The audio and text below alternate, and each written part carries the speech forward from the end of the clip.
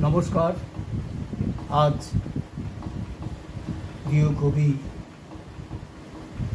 Partisan কবি সুকান্ত ভট্টাচার্যের শতবর্ষ পূর্তি। কবিকে শ্রদ্ধা জানিয়ে আমার নিবেদন সারপত্র। যে শিশু ভূমিষ্ঠ হলো আজ রাত্রে, তার মুখে খবর পেলুম সে পেয়েছে ছাড়পত্র এক।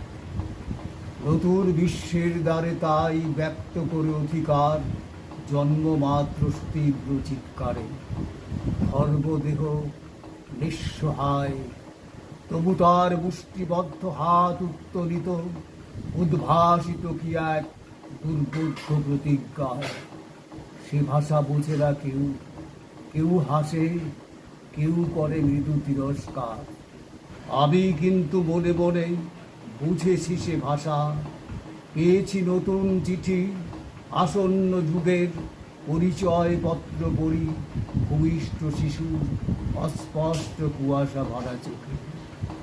এসেছে নতুন শিশু, তাকে ছেড়ে দিতে হবে স্থান।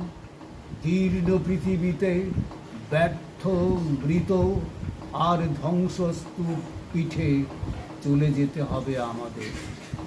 চলে যাব, তবু আজ যতক্ষণ দেহে আছে প্রাণ, প্রাণ পরে পৃথিবীর সরাব জঞ্জাল। এ বিশ্বকে শিশুর বাসযোগ্য করে যাব আমি। নবজাতকের কাছে এ আমার দৃঢ় অঙ্গীকার। অবশেষে সব কাজ সেরে আমার দেহের রক্তে নতুন শিশুকে করে যাব আশীর্বাদ। তারপর হব ইতিহাস। চিল।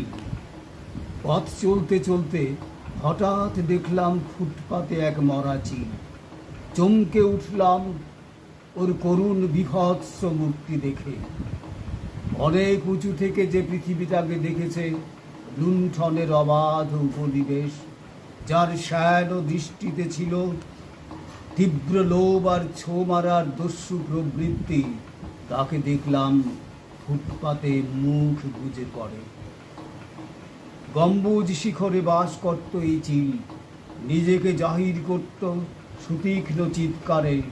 হালকা হাওয়ায় ডানা মেলে দিত আকাশের নীলে। অনেককে ছাড়িয়ে একক পৃথিবী থেকে অনেক অনেক